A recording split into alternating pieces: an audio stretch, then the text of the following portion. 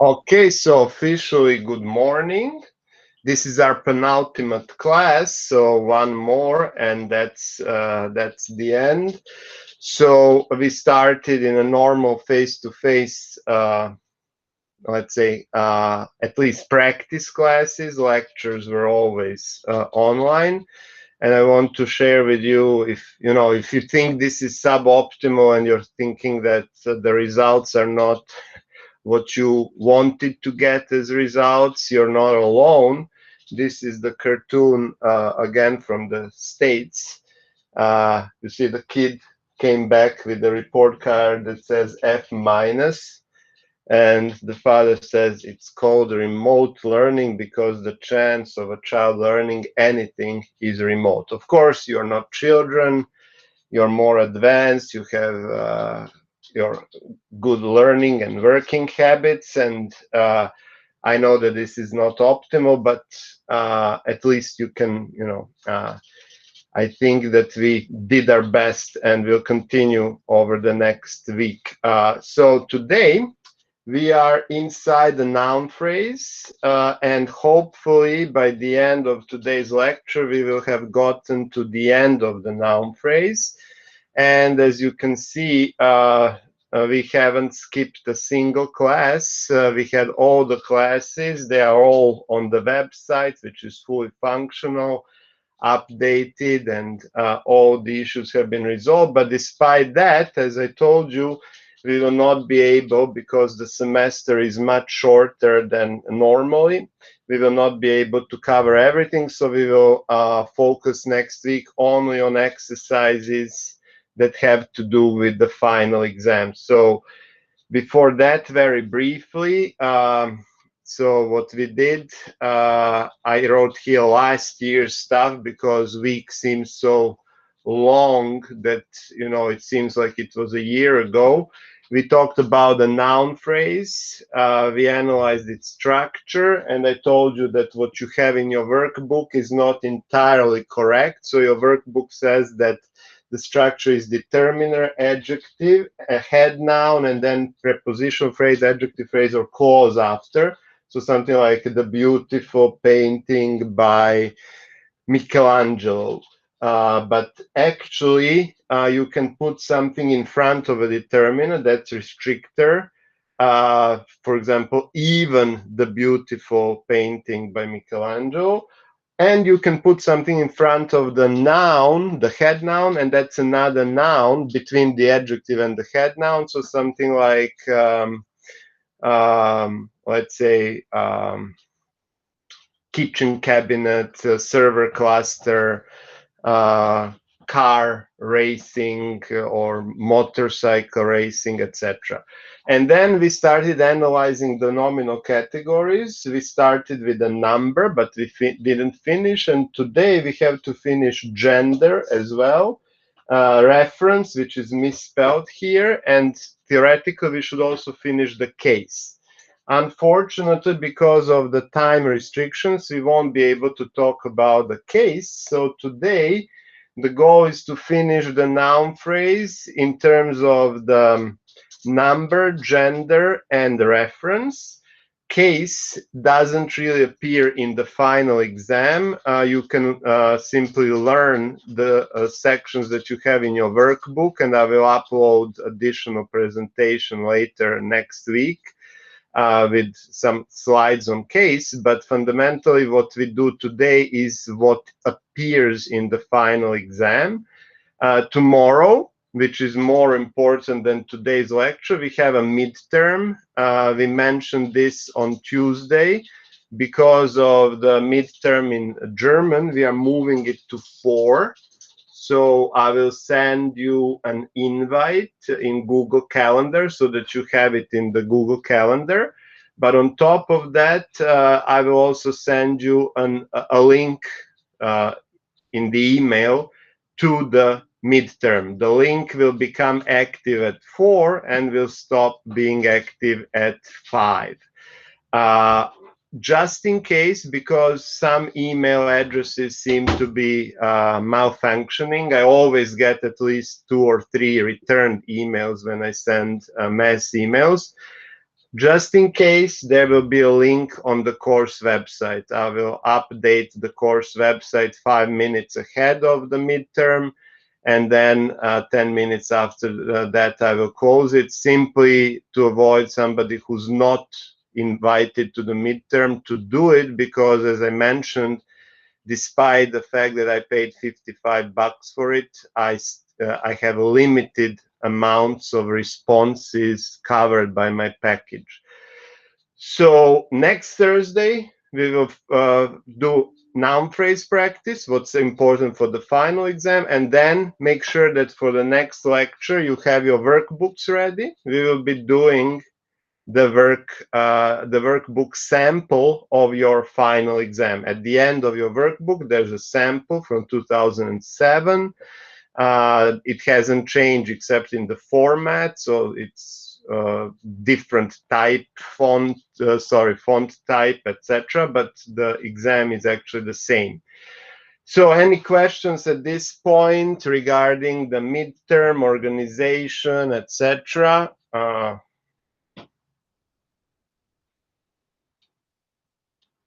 Okay, the 8-second rule says that if there's silence, then we can continue. So let's go to the lecture, and let's focus on the number as a verbal category. So the discussion on number continues. What you have to have in mind when it comes to number, if you remember, is that not all nouns can have singular and plural forms. Some of them can only have singular, some of them can only have plural. That's important for one of the exercises in the final exam, and also for your general knowledge of English, because sometimes what looks to like a plural noun is actually singular, and you should use the singular verb. So the most famous examples, of course, are non-count nouns. This is from your workbook, like water, luggage. But what's really important is that there are many nouns that end in S, but are actually singular. So there will be an exercise on this in the final exam, on how to properly agree with the verbs. I mean, that could be treated as a noun phrase or a verb phrase exercise, but it's probably both the noun phrase and the verb phrase. So news is, measles is, mumps is, darts is, billiards is, linguistics is, physics is an interesting thing to do, or is fascinating.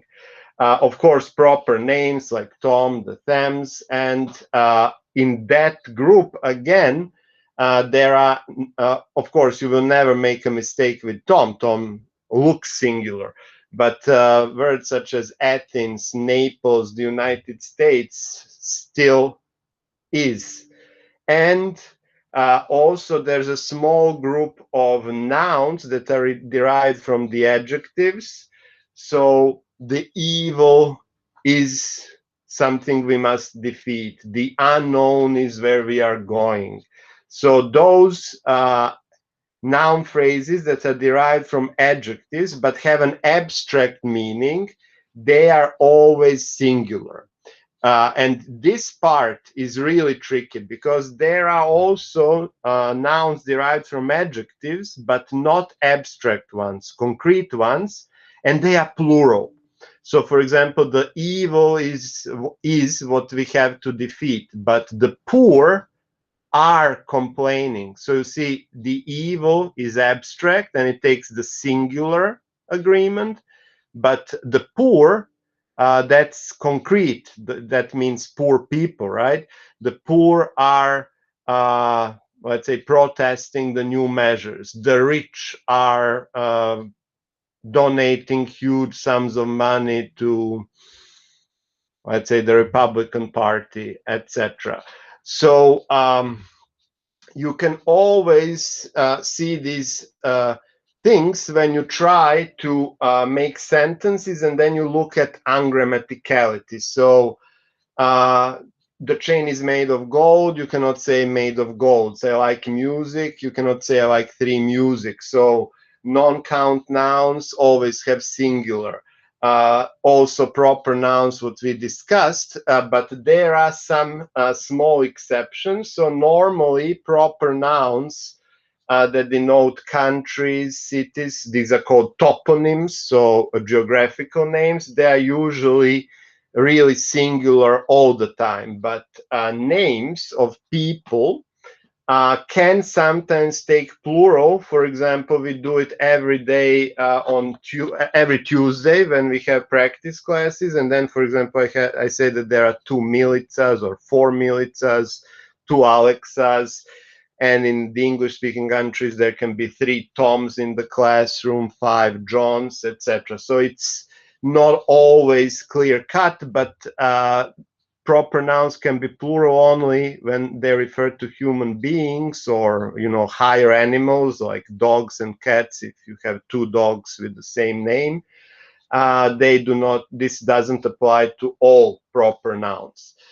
When it comes to plural forms, or actually pluralia tantum, nouns that can be only plural, there are 4 groups. They're again neatly summarized in your workbook. The first are summation plurals. Summation, you don't have it written in the workbook, so that's why I'm telling you in lecture. Summation is actually about nouns that always have 2 components or 2 parts joined together. So scissors has 2 pieces that combined form the scissors. Glasses, 2 lenses together form glasses. Trousers have 2 trouser legs. What makes life, let's say, complicated is that you know, there are those nouns that end in s and that they look like singularia tantum, like those nouns that end in s but should be singular, like physics and etc., but are actually really plural. So so arms, clothes, contents, they are always plural and they actually look plural, but many people confuse them with physics or mathematics or similar things, especially sciences, so that they think that this is actually, or news, for example, they think that they should also go in plural. These are actually all always plural. They really are plural. Like, for example, Athens is single, but the Alps, of course, really is plural. Finally, there are unmarked plural nouns. They are particularly complicated.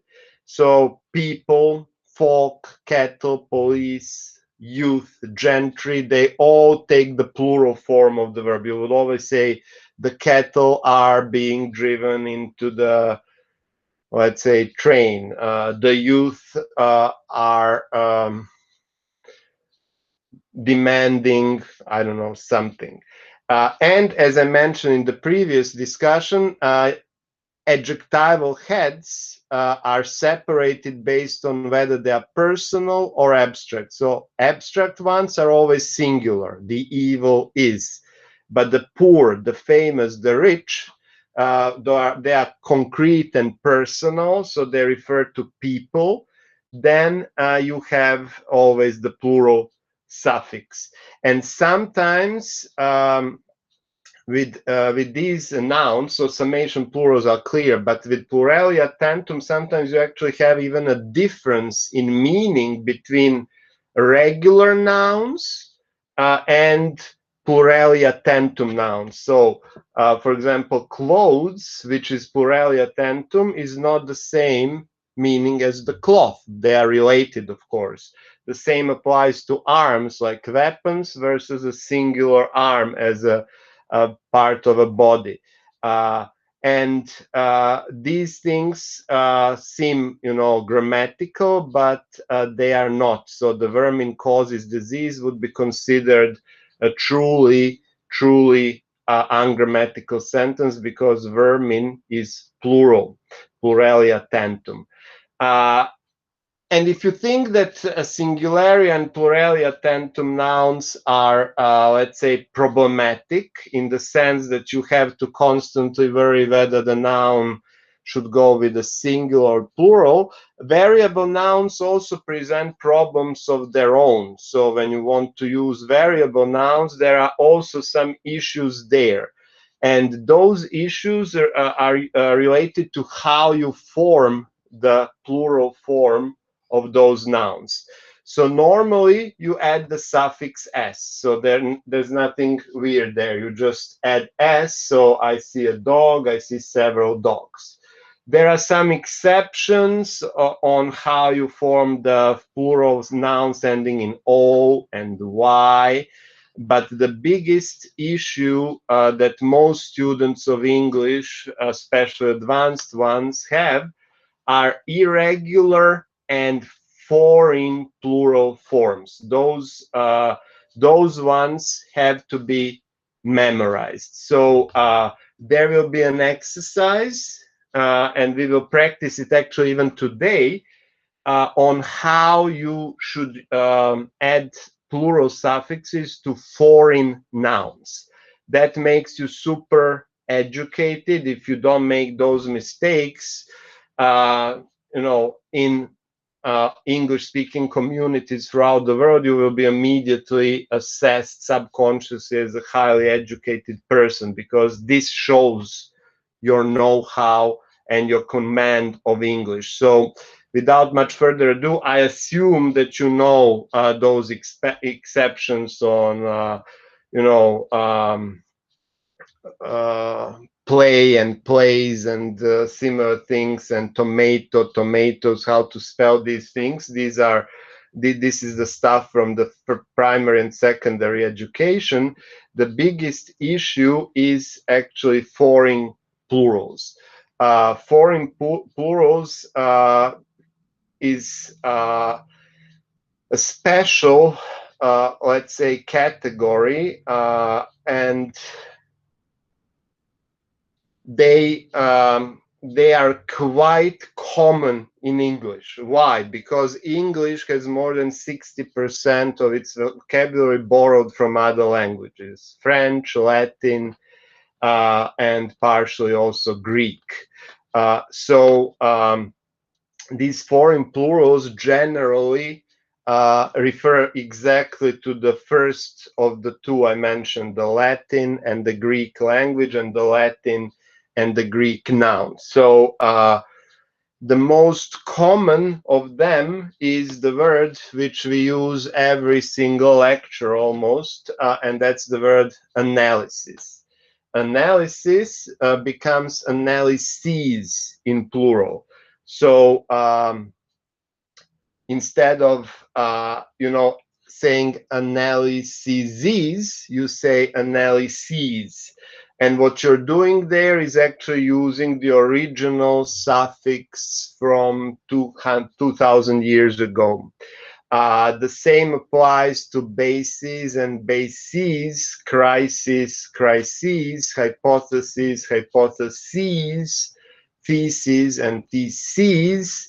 And these are actually Greek suffixes. The first one is actually a mistake. It's not Latin, it's Greek. What is Latin is datum and data. So the reason why data is treated as plural is because data is plural. But these days you can also hear people saying data is telling us.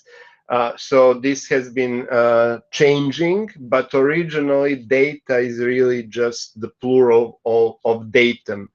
Mass media is actually a plural of medium, and you will see that there are also differences in meaning between medium and media. But if you're into business, you are much more familiar with, for example, memorandum and memoranda. Similarly, as you know, there are other suffixes that were used in Latin and Greek. So, for example, for X as a suffix in appendix, you end up with appendices. And for index, you get indices. For formula, which is again Latin, you get formulae. For larva, you get larvae. For Greek criterion, you get criteria. And similarly, phenomenon becomes phenomena. And for Latin nucleus, us as a suffix, you get nuclei. The same applies to stimulus, which becomes stimuli. And these are the most common ones. So Latin and Greek suffixes is,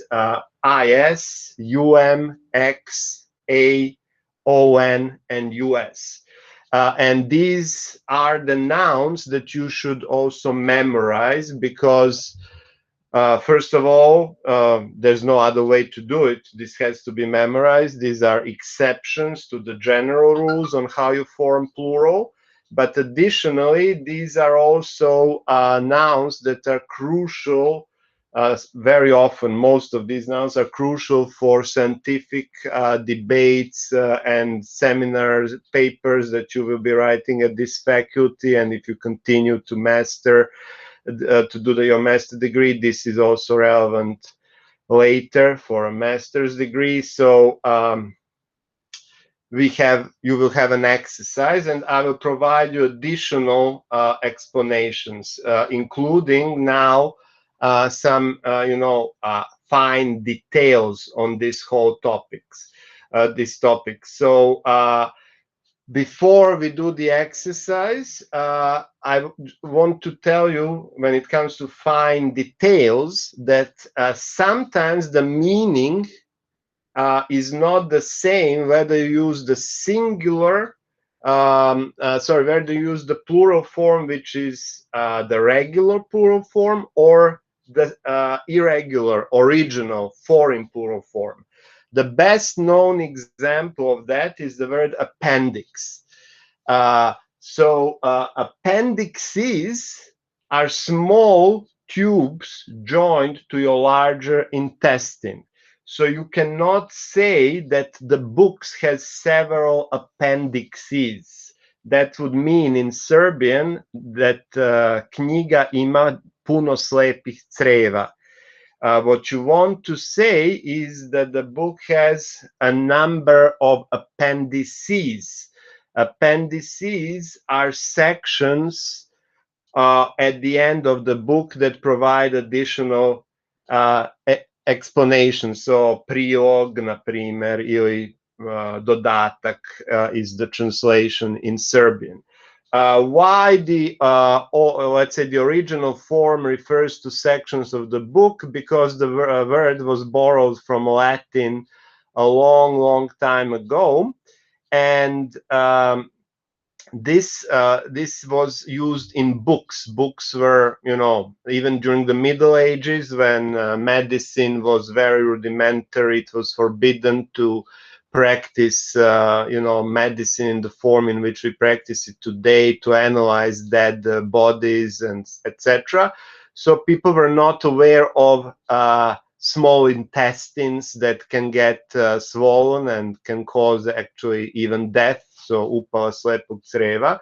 So the new meaning, appendixes, and the regular form refers to a new concept. So appendices in books are more, let's say, ancient as a meaning of this plural than appendixes. So the similar thing happened to formula. When you say formulas today, those are forms of words like magic formulas, like incantations that are supposed to, change something, expelliarmus. The original foreign plural is used in the original meaning in which the word was taken into English, when it was borrowed many centuries ago from Latin again, and that's formulae. That's mathematical formulae, so mathematical formulae. And similarly, for the word genius, geniuses, regular plural, are persons that have great mental powers, but the regular, not regular, I mean regular foreign plural, but irregular English plural is genie, and these are of course good or evil spirits, the genie. Now that's not the whole story. That difference in meaning also applies to the word that's also very often used in the book, and that's an index. So indexes are at the end of the book, so like tables of contents, so which words appear on which page. But that was not possible to do in the ancient times, so that's why this is a new meaning of this word. But the original meaning with the foreign plural, the one which was used when the word was taken into English, was indices, algebraic signs. So 2 to the power of 16, this little number 16 on top of 2 when you say 2 to the power of 16, or H2O, the chemical formula for water, the number 2 under H would be called one of the indices used in chemical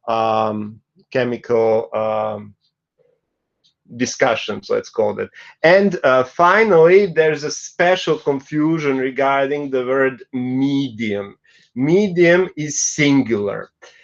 If you use a regular plural and say mediums, those are people who can communicate with the spirits of the dead, something like this. Media, on the other hand, are means or agencies of something. So mass media are agencies of providing news. So let's now do some practice. In your workbook, this is if you have your workbooks. If you don't, you can watch the slides that I'll be showing you. So this will definitely appear in the final exam. Some of these nouns, or most likely all the nouns that you can get in the final exam, will come from the previous slides or the next slides. So on page 75 in your workbook, there's that's it actually within the lecture, the theoretical part. That's not an exercise. These are like blank spaces that you can fill in yourselves. So what's really nice about page 75 is that the groups are separated according to their origin. So you can see the Latin nouns, the Greek nouns, and we will also have Hebrew nouns, Italian nouns, and yeah, that's more or less it. Latin, Greek, Italian, Hebrew. English borrowed primarily from Latin and Greek.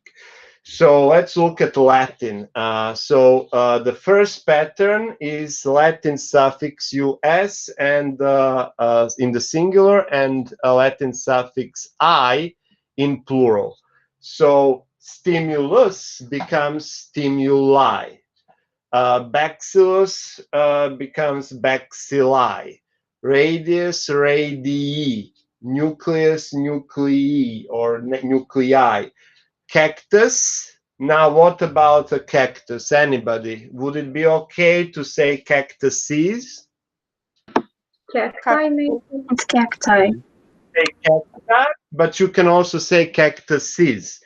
And here you see the magic of this foreign plural. So as you saw, originally most of these nouns were taken because of scientific, religious, or some other reasons, but not because of everyday use. So most of the borrowings happened to fill the gaps, lexical gaps. So you don't have a word for something and you simply borrow it.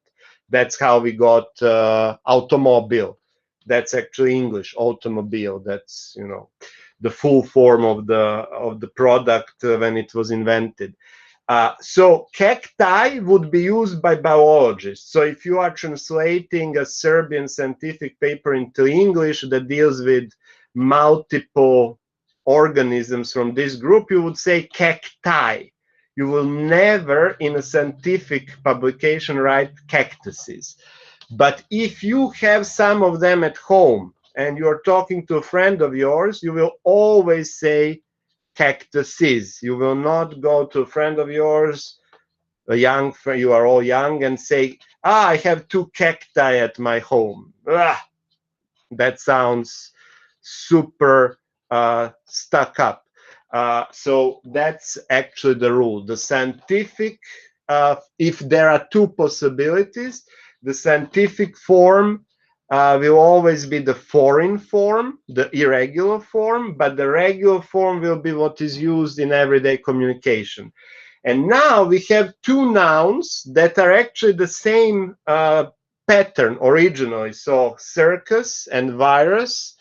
We have issues with the virus these days, but these nouns were taken from Latin. But would you say circi and varai? Anybody? No. No. And the reason for that is that they became so common words that everybody is using the regular suffix. If you look at historical, data, so data, when I say data, I mean simply text samples. So scientific papers from 1899, when the existence of viruses was still being debated and speculated, etc. Then you can see that the foreign plural was also used. But these days, since it's a common word, it got only the regular plural. And probably when you turn 40 or 50, it's possible that nobody will be using cacti, even the biologists will stop using it. So you have the similar pattern for nouns that end in A and were taken from Latin. So larva, larvae, alga, algae, or algae, alga, algae, algae. Yeah, depends on different people pronounce it differently. Formulae and formulas, we discussed this. So there's a difference in meaning whether you're talking about magic formulas or mathematic formulae. Vertebra, vertebrae.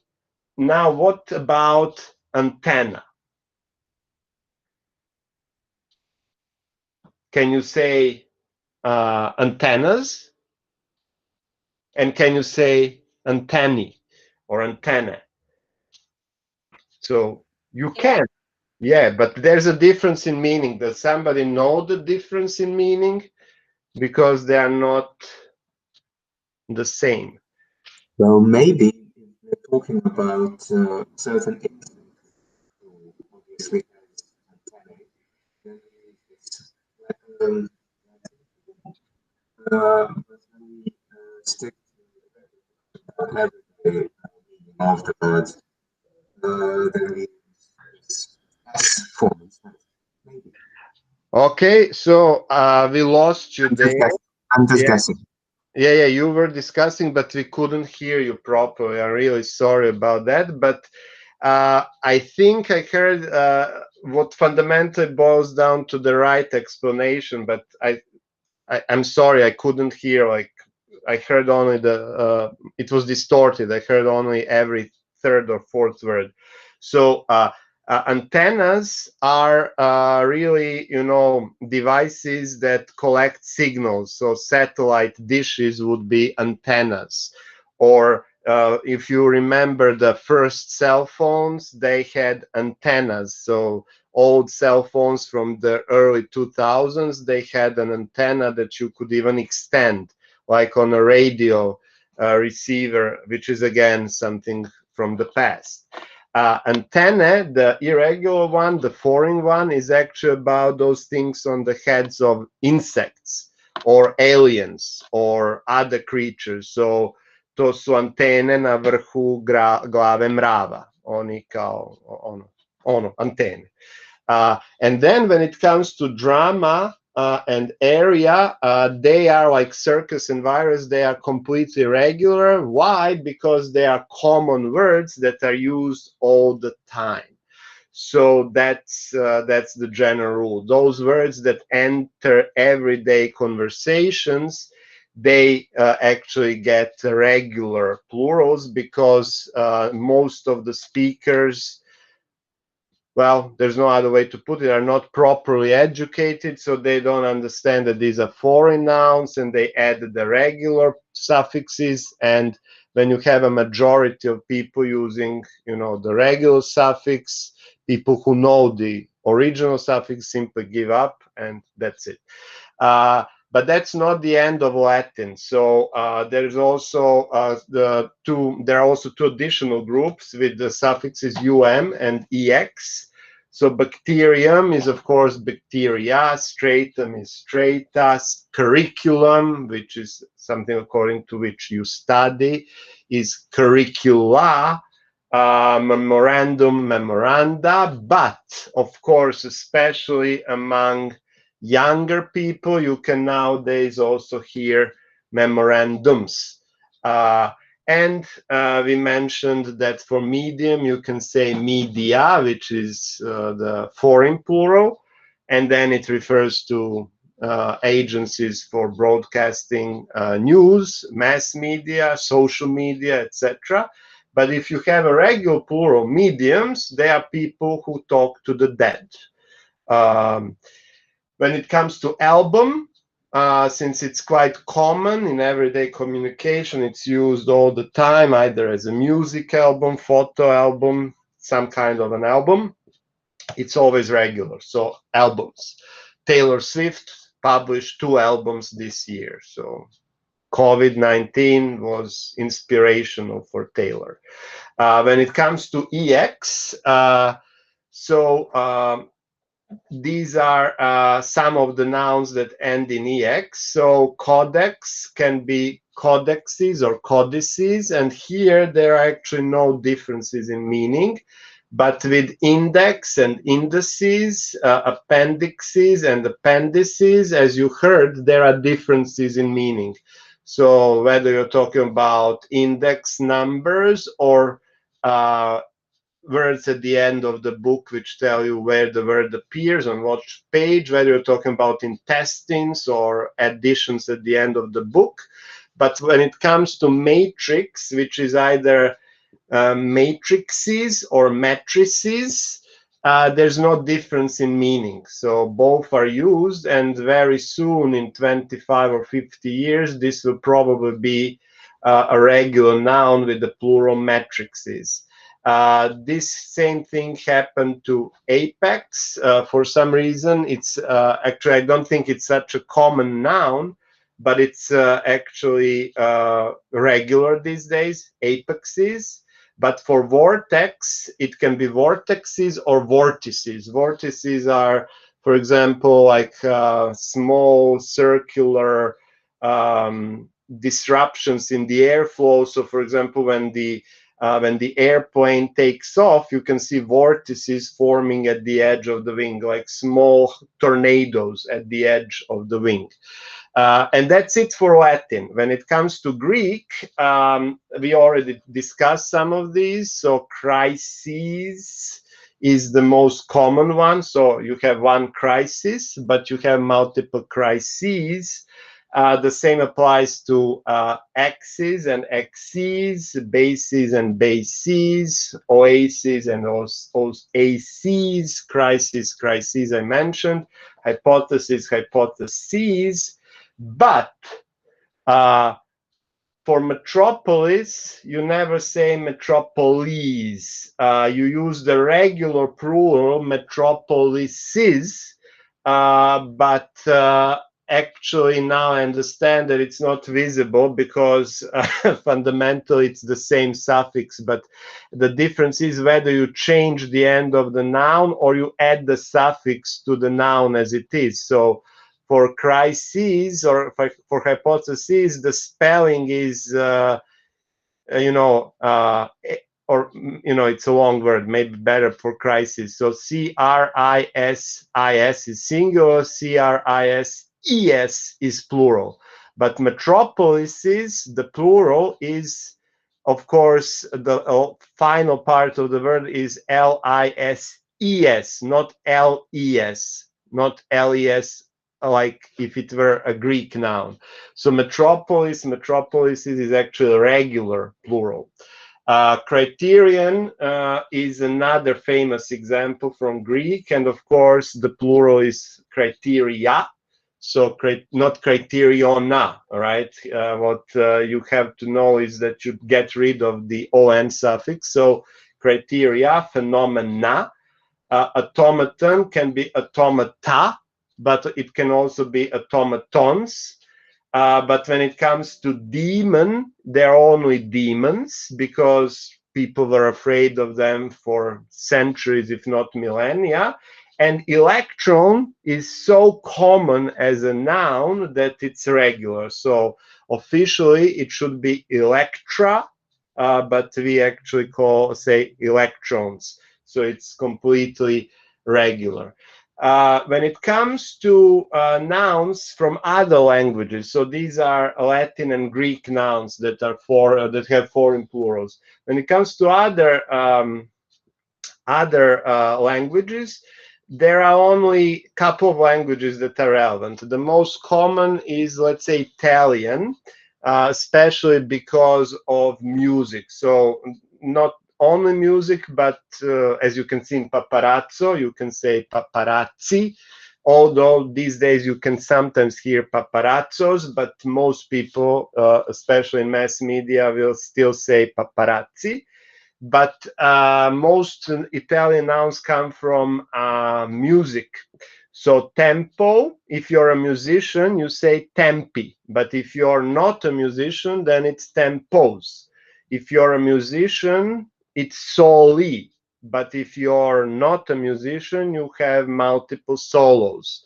Libretti versus librettos, the same story. Sopranos or soprani. So soprani would be true in musical, term, whereas the sopranos is also a family, right? When it comes to studio, well, here, as you can guess, there's only one possibility, studios, because studio can also be a room in your home where you work. So studio is simply radna soba. And cello, of course, you can say cellos or celli again. So only the word which got outside the musical domain, studio, got the regular suffix. For all others, you have regular and irregular foreign based on whether you're an ordinary person or a musician. When it comes to French nouns, most of the French nouns have regular English suffixes. Hotel, for example, is Latin. Judge, judges. All these words are all these words are French in origin. So actually, close to more than 40% of English is French, and most of that 40% is completely regular now. There are a couple of exceptions, and those are the words that are spelled with E, A, and U at the end. So like plateau, which can have regular or irregular spelling. But the pronunciation is tableaux and plateaus. So even if it's spelled in the French way with E-A-U-X at the end, you still pronounce it as plateaus. Tableaux, again, you can write it in a regular form, just add S to the end of tableau, or you can write the original French pronunciation, but it will still be pronounced as tableaux. But that's not the case with these nouns. So co and cause, don't confuse it with corp and corpses. So these are marine core, all right, and marine corps. So these are troops. A corpse, spelled with an E at the end, is a dead body. So this is not a dead body. This is actually a group of very alive men who can kill you, on the other hand. The same applies to these nouns in the same line. So, for example, chassis is spelled the same in plural, but it's pronounced chassis. Chassis is the foundation of a vehicle. In Serbian, we use the same word. We also borrowed it from French, chassis. And that brings us to the last group, and these are Hebrew nouns. So kibbutz, kibbutzim, seraph can be either a seraphim or seraphs, and cherubs can be cherubs or cherubim. Kibbutz, kibbutzim is like a community where you work together. Seraphs and cherubs, or seraphim and cherubim, are actually angels. So seraphim, those are angels that are really powerful angels. Angel Gabriel, for example, is a seraph. Seraphimi in Serbian, if you are familiar with religious texts, and these are heruvimi. So in Serbian, what we did is that we actually took the plural form of these angels, heruvimi. We say heruvimi. Heruvim is already plural. Cherubim, or in Serbian heruvim, that's plural, but in Serbian we add E to it, so jedan heruvim, nekoliko heruvima. Cherubs are small, plumpy angels, those that, for example, fly arrows and make somebody fall in love. You know them, especially on Valentine's Day. You have those small baby-like angels with small arrows, so those are cherubims. Seraphim, angel Gabriel. Now, before we finish the discussion on the number, which I say is quite important because you will have two exercises on number. That's why we are spending so much time talking about number. So agreement of the noun and the subject. So you will have one exercise on that, and you will have an exercise exactly on this, the plural forms of nouns. You will have a list of 10 nouns, and you will have to provide a plural. Most of them will be foreign or irregular. When it comes to irregular, I assume that you know them. You know, ox, oxen, child, children, mouse, mice, louse, lice. Those which are really, you know, irregular. Also scarf, scarves. And I assume that you know those ones because they are quite common and they are tackled during primary and secondary education. But if you actually are not familiar with that, I have those slides in the presentation. I just don't have time to go through that. So when I upload the slides, you have 3 slides on those which are original Anglo-Saxon nouns but are irregular. So child, children, ox, oxen, mouse, mice, and goose, geese. So the last thing before we finish number is the plural of compounds. So compounds, of course, are words that go together. So you have two words that you combine into bigger word, and that word is a noun. So compound nouns is what we are looking at here.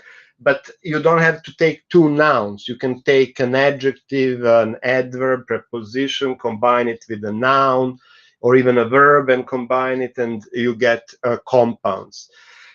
So because of the number of possibilities, you know, how you can create a compound, there are a number of, explanations. So the first one, babysitter, becomes babysitters. This is a typical compound. First, you have to notice that it's spelled as a single word. So if the compound contains a head noun, so the compound contains the head, and that head is a noun, like sitter. Sitter is a noun. Then you pluralize the head. So babysitters, it's a sitter for baby, so you add s to sitters. But if the compound, like in breakthroughs, break is a verb, through is adverb, or could be even a preposition, it's not clear. There's no noun to add the suffix to, and then you add the suffix to the end of the whole compound. So it looks like it's the same principle, but it's not. So only at the surface you may say, okay, every single compound spelled as a single word gets s at the end. No, that's not the case, as you will see very soon. It's most important whether there's a head noun inside a compound, or there is no head noun or no noun at all in the compound. So in that case, you put the suffix at the end. But if there's a noun, you put the suffix to the head noun. So that's why, of course, this is then quite logical. These are compounds which are not even spelled as a single word. So you always pluralize the noun. So able seamen, head bangers, not heads bangers, or able's seamen. So you always pluralize the head noun. You see why the notion of head is so important. But what I mentioned about babysitters and breakthroughs, so that you always pluralize the head noun, and if there's no head noun, then you pluralize the whole compound, that becomes clear here. So hanger on. The noun is hanger. On is a preposition or an adverb, not clear here. So hangers on is the plural, because hanger is a noun, so you can pluralize the noun, and that's why you say hangers on. But close up is actually derived from, you want to close up on a subject with the camera, or on the actor, let's say. So close and up are now a verb and the adverb. So close and up are not nouns, and that's why you say close-ups. No element is a noun, so you pluralize the whole compound. But if there's a noun, the suffix goes to the noun. Hangers on, passers by, but close-ups. When it comes to hyphenated compounds with more than one element, with the prepositional phrase actually in the post-modification, commander-in-chief, mother-in-law, the same rule applies. The head noun gets pluralized, nothing else. So commanders-in-chief, not commanders-in-chiefs. Mothers-in-law, not mothers-in-laws. So only the head gets pluralized. The exception to that are compounds such as even the ones spelled without a hyphen, with a space, like woman doctor, or those with a hyphen like man child. Here, these are called gender-specific compounds with gender-sensitive premodification. So woman and man are terms which refer to gender, and in those cases you pluralize both the premodification and the head. So that's why this is women doctors and these are men children, because the pre-modifying noun in the compound is gender specific. It refers to a particular gender. So this slide, it's a single slide, but I talked a lot about it because I think it's quite important, and you will have several compounds also in your final exam. The good news is almost all the compounds and foreign plural nouns and irregular nouns are listed in these slides and in the workbook. Fundamentally, if you learn this, you are ready for 2 exercises in your final exam. That brings us to the second topic for today, and that's gender. Gender, just like number, is one of the nominal categories. So the only category that we will not cover is the case. And gender in English may seem like a weird concept, right? You as mostly speakers of Serbian know how complex, gender rules are in Serbian, how difficult it is for foreigners to learn Serbian genders, and also, if you speak German, you know how difficult it is in German. You have to memorize genders. In English, it seems to be, a non-issue. And let's explain why English is so different from, example, Serbian and German, but still retains some features of Serbian and German. And this gender is still relevant. So let's look at Brad Pitt. Here, he has seen better days. He's a big car enthusiast. In one of the interviews, Brad Pitt once said that he bought a new Chevy Camaro SS. What do you think Brad said in the next sentence? It is awesome, or something else? I'd say she. Yes, you're right. She is awesome. She is awesome. Before their marriage went south, Angelina was, of course, part of his life. She's still the mother of his kids, so they have to talk, but they say it's a little bit tense. So Angelina also liked cars. That's not so well known about her, but Angelina does like cars, and she really likes also when paparazzi snap a photo of her. So she has a new red Jaguar. What do you think she says about the new Jag?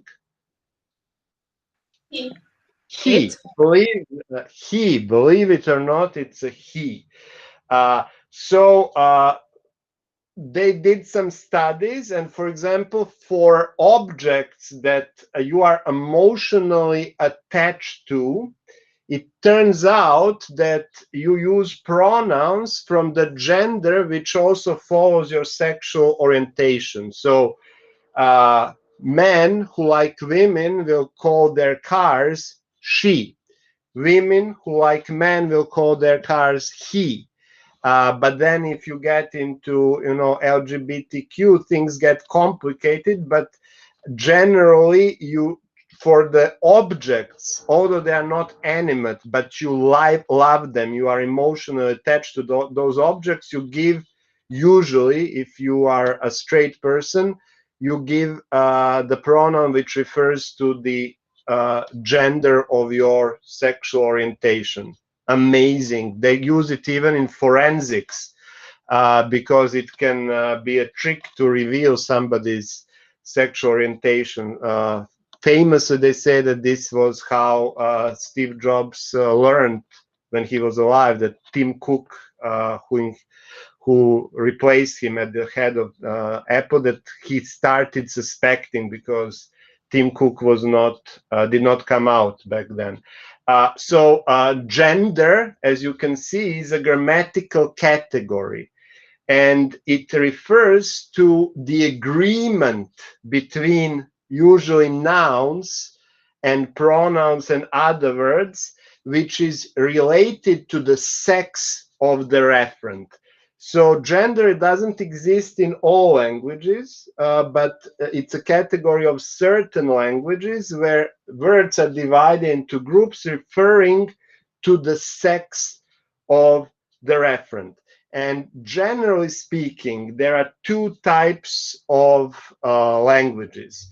Those languages where gender is grammatical, so those languages do not care what the actual sex of the referent is in real life. So you have grammatical gender, and it's possible for something masculine to be feminine in language. And there are languages which follow the biological gender. So languages where the gender of the noun refers to the sex of the referent. So let's look at some examples. So in English, you say the nice garden, the nice woman, the nice child. So the determiner and the adjective simply, you know, do not change depending on whether the head noun is, you know, let's say masculine, feminine, or neuter gender. In French, you actually see the difference. Les versus la, jolie versus jol. I don't know how to pronounce it, but you see that there's a difference in suffixes and also these determiners, depending on whether the noun is masculine or feminine.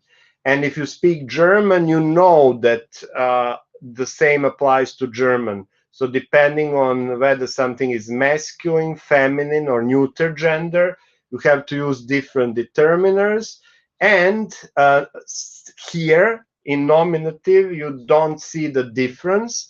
But in some other cases, there are also differences in the suffixes of adjectives. And this actually applies also to Serbian, right? Lep čovek, lepa žena, lepo dete. The adjective will change its suffix based on the noun, the gender of the noun. And what's really important here is for you to notice that garden is not masculine in real life. In real life, garden is actually inanimate. I mean, it's not a human being. You cannot assign feminine or masculine gender or sex to a garden. So that's actually what we mean by grammatical gender. So that that the gender really is completely detached from reality. Serbian also has grammatical gender. Just think about nouns muškarčina and devojčurak. Muškarčina je došla na sastanak. Muškarčina je došla in Serbian indicates that muškarčina is actually feminine, but devojčurak se pojavio, that's actually masculine from the syntactic point of view, of course. And in real life, muškarčina is masculine and devojčurak is feminine, but in grammar, it's the opposite. So most languages have this. This is the grammatical gender. English is different in the sense that in English, and that's not so common among languages, in English, the gender as a category is biological. So in English, it's not possible for devojčurak to be masculine. Devojčurak has to be feminine. Muškarčina in English cannot be feminine. It has to be masculine. And there are only, so that seems quite simple, right? The problem is that for many things in real life, you cannot easily assign gender. So based on that, we say that there are three main gender classes. So personal nouns that have personal gender, and that's easy. These are like human beings, and they can be male, female, and dual gender. What do you think is dual gender? Am I talking about, you know, people who change their gender later in their life, or Hermaphroditism? Sorry? Hermaphroditism. Yeah, that sounds like hermaphroditism, but it's actually not. Yeah, it's not that. That's why I said that it's actually quite a misleading term. Most people, when they hear dual gender, think that it's about, you know, changing one's biological sex. No, dual gender in English simply means that there are nouns for which you don't know whether they are male or female, because they can actually refer to both. A teacher is actually a perfect example. You can say, I love my teacher, she's so sweet. Or you can say, I love my teacher, he's so, I don't know, no, I don't know what to say. He's so cool. So for teacher, for example, you cannot decide whether it's male or female. For some nouns like mother, father, brother, sister, actor, actress, bachelor, bachelorette, you can see the gender immediately, male, female. But teacher, friend, also, for example, the president, he or she, I don't know, the CEO of a company, he or she. These are actually dual gender nouns. And then you have non-personal nouns, and English makes a distinction between common, collective, and animal non-personal nouns. So this is not referring to a single person, but it's either a group of people, and then you think of them like a common group, a collective, or animals, certain groups of animals get to also get gender markings. But some animals, you'll see which ones, are always treated as inanimate. So for inanimate, it's often usually it. But for non-personal, you can actually sometimes say he, she, you see. So, how do these three groups work? Well, as I said, for male and female personal nouns, you know, who, you ask who, the answer is he, it's male. You ask who, the answer is she, it's female. In some cases, you have these dual gender nouns, so it can be either he or she, so doctor, cook, artist, novelist, many nouns. And when it comes to male and female nouns, there are two types, those that are morphologically marked and unmarked. So bachelor, bachelorette, brother, and sister. So bachelorette is marked. You have the suffix for the feminine gender. Brother and sister both have ER suffixes, but you cannot say that ER is actually a suffix for gender. So these are unmarked male and female nouns. Bachelorette is a marked female nouns. And sometimes you have, other derivation of suffixes like ESS, like host, hostess, hero, heroine, usher, usherette, we already discussed that, emperor, empress. And here, widow, bride, and bride, groom, and bride is the opposite of bachelor and bachelorette. So usually, if you have a pair of marked plurals, the masculine noun has no suffix, but the suffix for the marked form is the feminine suffix. In some instances, and that's bride, groom versus bride, and widower versus widow, it's the male noun which has a suffix. But here there is no, gender equality. There are very few examples of this type. Usually it's bachelor or bachelorette, and usher, usherette, etc. Then we get to the second group, and those are those nouns which are called common and collective gender markings. So common gender is, for example, baby. You can say, I love my baby, she's so cute. You can say, I love my baby, he is so cute. But you can also say, or I love my child, she's so cute, he's so cute. Or a child learns to speak the language of its environment. So common gender means that you can use he, she, or it, not always all three of them. For baby, you can use actually all of them, and also for a child. But sometimes the context determines what you are going to say. So if you are a parent, you will never say it for your baby because you know the gender. But if you are a doctor and you don't know the gender of the baby, you can say, oh, look at that baby. It doesn't seem,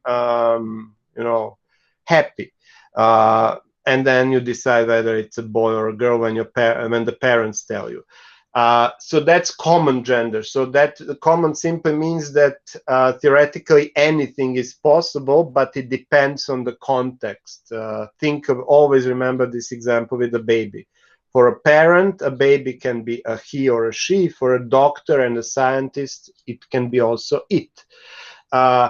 Collective nouns is actually when you have the pronoun co-reference it, which, or they, who. So you can think of a collective noun as a collective. So you don't think about individuals inside, and then you say the army, it is at home now. The government, it is publishing new COVID guidelines. But you can also treat collective nouns as a group of individuals. In those cases, you use the plural suffix, they. You use the plural, not plural. Yeah, it's actually plural. But the whole idea is that you don't think of it as a collective, you think of it as a group of individuals. So this is not maybe gender, it's also number, what we are discussing here, but the whole point is that if you think of a group as a group and you don't think about individuals inside the group, it has the neuter gender, it. But if you think about the group as consisting of individuals, then it's plural, which implies that you assume that there are men and women in the group. So the army, they. That's also applicable to the government, the family. The family is discussing, the family are discussing their problems. And the last, let's say, groups in gender, in terms of gender, are groups of higher and lower animals. So higher and lower animals, that refers to the fact that human beings do not like all animals equally. So for higher animals, we give them the recognition in terms of their value subconsciously. So we treat them almost like human. They can have masculine and feminine gender. So, for dogs, you can say it, but if you know the gender, the sex of your dog, you can say she or he. The same applies to cats. But there are very few animals for which this is possible. So, and very often we have also separate nouns for male and female animals. So buck and doe, bull and cow, gander, goose, stallion and mare, lion, lioness, dog and the bitch, but the normal word about, the normal meaning of the bitch. So he, she, constantly. For snakes, beetles, and similar creatures, we always use it. So higher animals, they can have the male and female gender, although they can also have it. If you don't know, look at that dog, it's so big. You don't know, is it a he or a she? You have to look. But then you can say he or she. But for a beetle, butterfly, snake, you always say it, even if you know that maybe your pet snake is a male snake. And the last group are, of course, the inanimate nouns. Inanimate nouns are those which always take the neuter gender, it. So these are objects, but also, concepts. So they can be physical or mental. The bike, it is expensive. Love, it is hard to find. Peace, it is almost impossible to achieve. So doesn't matter whether the noun is abstract or concrete. However, there are a couple of exceptions, as we noticed. One is about nationalism. So countries are often treated as female. France has been able to increase her exports. Not always, but very commonly. And ships in general, no matter of the sexual orientation, it's not like Brad Pitt and Angelina Jolie, she calls the car he, he calls his car she, this is actually universal. So all ships are feminine. This has to do with superstitions of old English sailors. You know, England was always a seafaring country, so sailors had a personal relationship with their ships and boats. So all ships are always feminine. Also applies to spaceships, and also it applies to aircraft. So mostly, you know, these large vehicles are always she. Historical reasons. And we have 15 minutes remaining. So as a summary, I can just give you this slide. It's a very good slide in your, no, not that slide. I tried to skip and I failed. So this is from your workbook. So English genders are based on whether something is human or non-human, if it's animate, or it's inanimate. If it's inanimate, it's simply it. If it's human and animate, it's usually he, she, or sometimes you cannot say whether it's a he or she, that's dual gender. For common gender, it can be he, she, or it, like baby. And families can be actually treated like inanimate. So family can be it, if you treat it as a group with no individuals inside, as a concept. But if you treat family as a group of individuals, then you have this collective gender they. For non-human animate creatures, higher animals can be he or she, so higher masculine, feminine. Higher organisms like countries can also be feminine. Not masculine, actually. Lower animals and inanimate things are always it. And that brings us to the reference, the last topic for today. You already know a lot about reference, so 12 minutes is more than enough.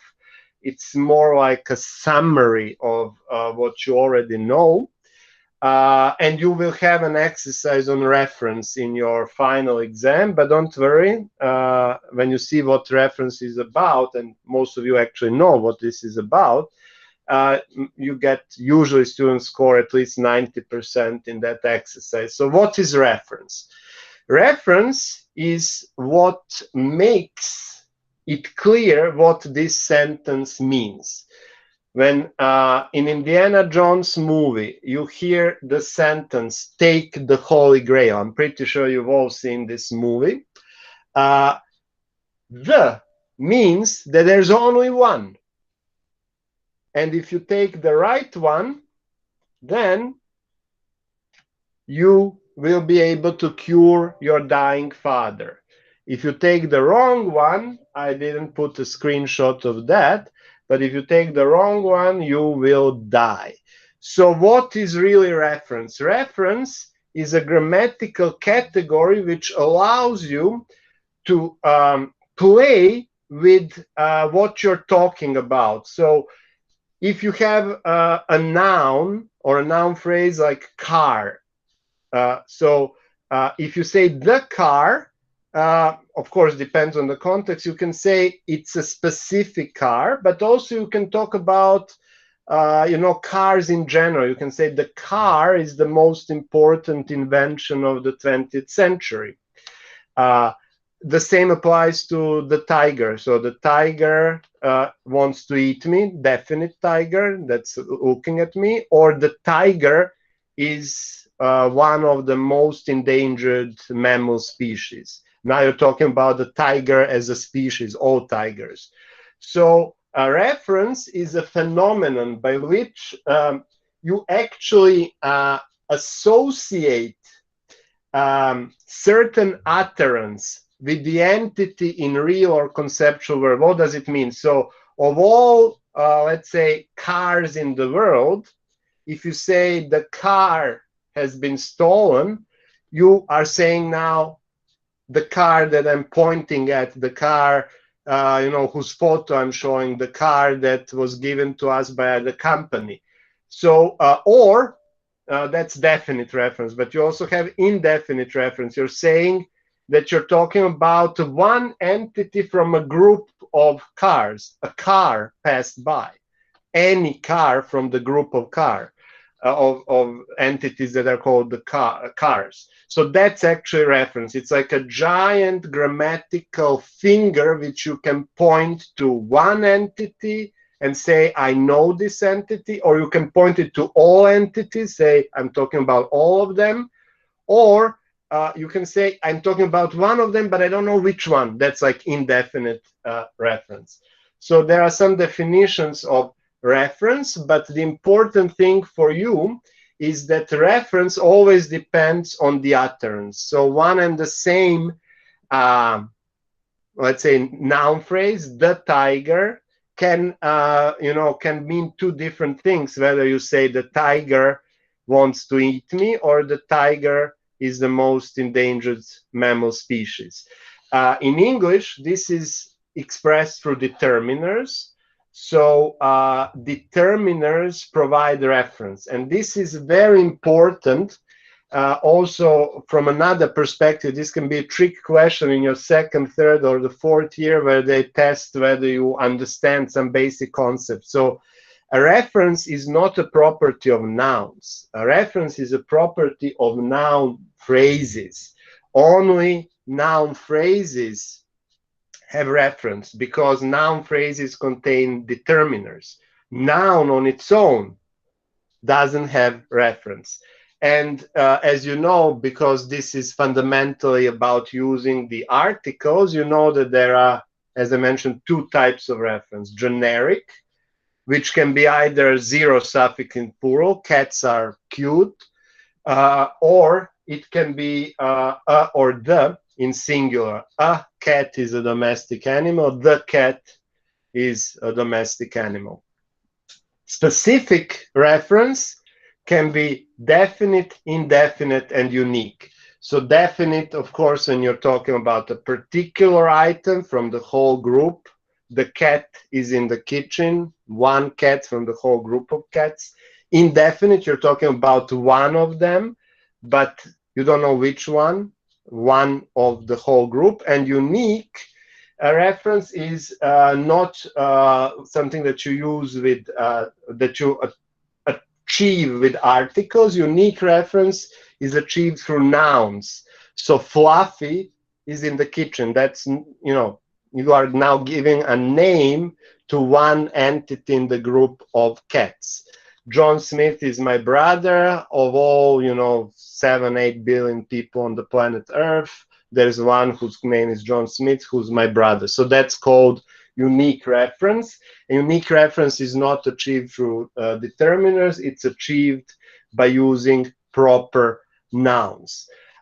So I assume that you already know that, for specific reference that is definite, you always use the, both for singular and plural of count nouns.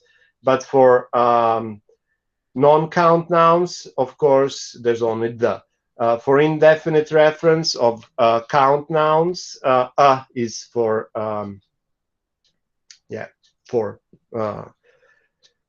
countable nouns, and for non-countable nouns there is zero or some. For generic reference, everything's possible, the, or zero for countable, and zero for non-countable nouns. So on page 69, which you already are familiar with from our previous lectures and practice classes, you have a list of determiners, which are grammatical words, closed system words, which are pre-modifiers of the noun phrase and can be classified, and you already know this, into predeterminers, central determiners, and post-determiners. The only thing which I mentioned, but I didn't emphasize enough, is that predeterminers and post-determiners are mutually exclusive. So you cannot have two predeterminers or two central determiners. You can only have one predeterminer and one central determiner. But you can have two post-determiners. So they are not mutually exclusive. So you cannot say something like my best friend, because my and the are central. But you can say all my best friends, because all is a predeterminant, my is central. And his next two novels is also good, because his is a central, next, and two are post determiners. And on page 69, as we already examined it at the beginning of the semester on multiple occasions, you have the list of most common predeterminers. So these are all, both, and half, plus all multipliers, double the price, twice the price, three times the price, three times is a predeterminer, fractions, and also what and such. Central determiners, in addition to articles and the, also all possessive determiners, like my book, his book, her book. Zero article is also central. So if you say cats, you're not saying that there is no determiner, you're saying that there's zero article there. So demonstrative determiners, this book, that book, these books, those books, and also these complex determiners, such as either solution will work just fine. And finally, for post determiners, numbers, ordinal and cardinal, are one group of post determiners. And if you don't have numbers, so 1, 2 cardinal, ordinal first, second, or general ordinal and cardinal numbers like next and least, you have quantifiers, but they can be single word like few, multiple words like a few, and then of course whether it's countable, use a few, or non-countable, a little. But sometimes quantifiers are actually whole stretches of language. A lot of books, a lot of is a quantifier. We won't say that the head of the noun phrase is lot.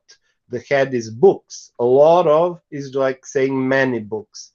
Plenty of money, a great deal of, a great number of. These are all determiners, post determiners, quantifiers. So we actually did this, so you know this. The only trick that you have to get familiar with is how you use determiners. But of course we cannot teach you that in this course. You pass the entrance exam, your English knowledge is already, and your English skills are at least C1 or high B2 level. So it's assumed that you already know how to use these, four types of reference. So specific definite, specific indefinite, specific unique, and specific, generic reference. So in your final exam, but we will practice this also next week, I will show you the final exam. There's an exercise where you have to use the articles. Most of the students score 90% there, and the reason why they don't score 100% is usually not specific definite or specific indefinite. You know this, a new thing, the thing that you already know. It's actually how you use articles with proper nouns. So why you have to say the Danube, but you don't say the Boston. So cities and towns have zero article, but rivers have the definite article.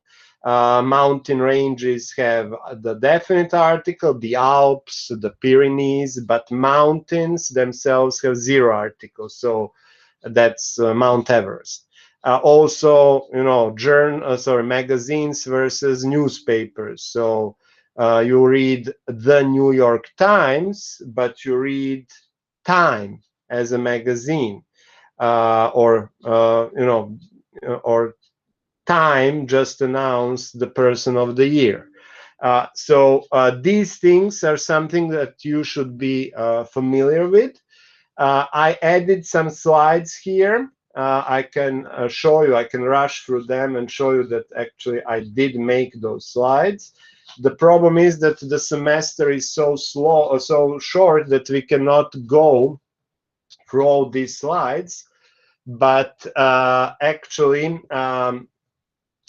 this is this is what you can take a look at if you need to refresh your knowledge of the use of determiners and articles. But the biggest section is on specific unique reference. So this is place names, holiday names, magazines, countries, etc. So here this is all neatly classified, and you have a lot of examples, including the exceptions. So countries usually don't have a definite article. You say Germany, not the Germany. But there are a couple of exceptions, like the Netherlands and some regions like the Midlands, etc. So this is all explained here. It's just that we're running out of time. We could do it next week, but we need to finish the overview of the final exam, and we have to do also exercises on the analysis of the structure and the function of the noun phrase, so we cannot do it then, because that's the end of the lectures. So take a look at these slides. Everything, really everything is explained here. Rivers, lakes, hotels, museums, everything. So that's it. So next week we practice the noun phrase and the final exam. Make sure you have your workbook, because both the MP practice exercises and the final exam are in your workbook. And tomorrow at 4 you will receive an invite, and you will then receive also the link to the exam, to the midterm. It's taking place at 4. And if you haven't received an email, you will be able to find the link before the midterm on the website of the course, on the first page, of course. And that link will be there only at the beginning of the midterm, to prevent maybe bots that search the internet from starting our quiz, and then our quiz provider stopping service because there are too many responses. So that's it. I will stop the recording now, and you can ask me some questions. We are already over time a bit, but who cares? I think that if there are some questions, it should be they should be answered immediately. The screen or the floor or whatever we want